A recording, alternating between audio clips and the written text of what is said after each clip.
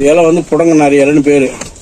இது கழுத்து குடைச்சல், கை குடைச்சல், கால் குடைச்சல், ஜன்னி சம்பந்தப்பட்ட நோய், உடம்புக்குள்ள இருக்கிற சகல வலி, எந்த வலியாக இருந்தாலும் இதை இடித்து கொதிக்க வச்சு இந்த தண்ணி உடம்புக்குள்ளே குடித்தாலும் இல்லை குளித்தாலும் உடம்புல இருக்கிற ரத்தக்கட்டு, நரம்பு சம்பந்தப்பட்ட வலி எல்லாம் குணமாயிடும்.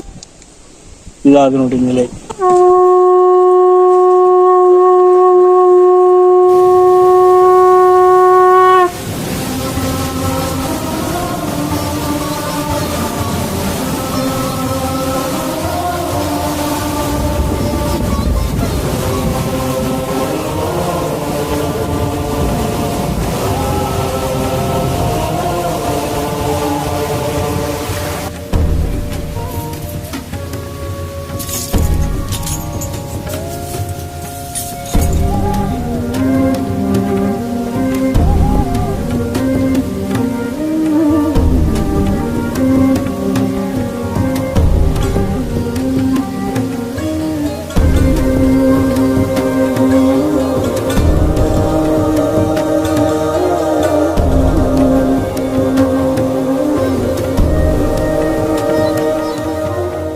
72 வரேன்.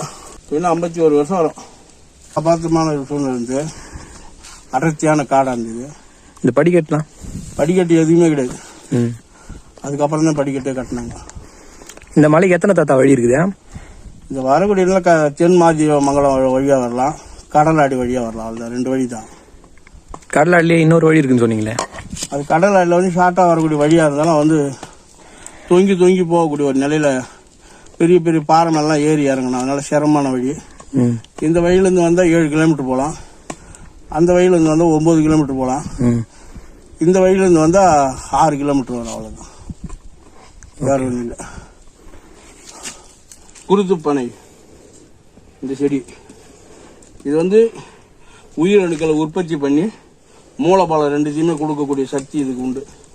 சாதா வில்வம், ராஜ வில்வம், மகா வில்வம், தச வில்வம், பஞ்ச வில்வம்.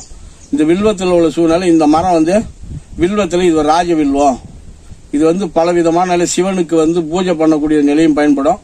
கல்லீரல், மண்ணீரல், கணையம், உடம்புக்குள்ள இருக்கிற 7 ராஜ உறுப்புகளை இந்த இலையை சாப்பிட்டா உடம்புக்குள்ள இருக்கிற நோய்கள் சரியாகும்.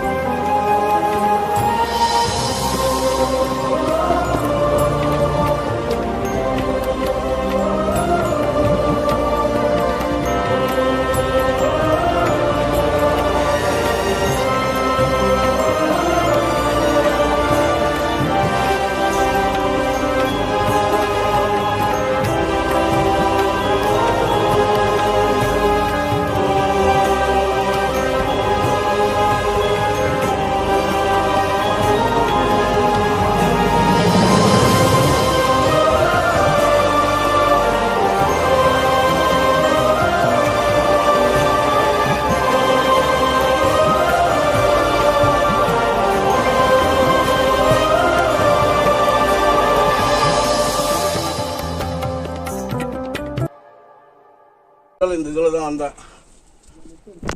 இதெல்லாம் வச்சு எடுத்தாங்க இந்த சந்தில். அப்படியே அந்தரில் அப்படியே தான் வரணும், அப்படிதான் வரணும். வேண்டி வேறு வழி பண்ண முடியாது. அப்படி ஒரு சிரமம்.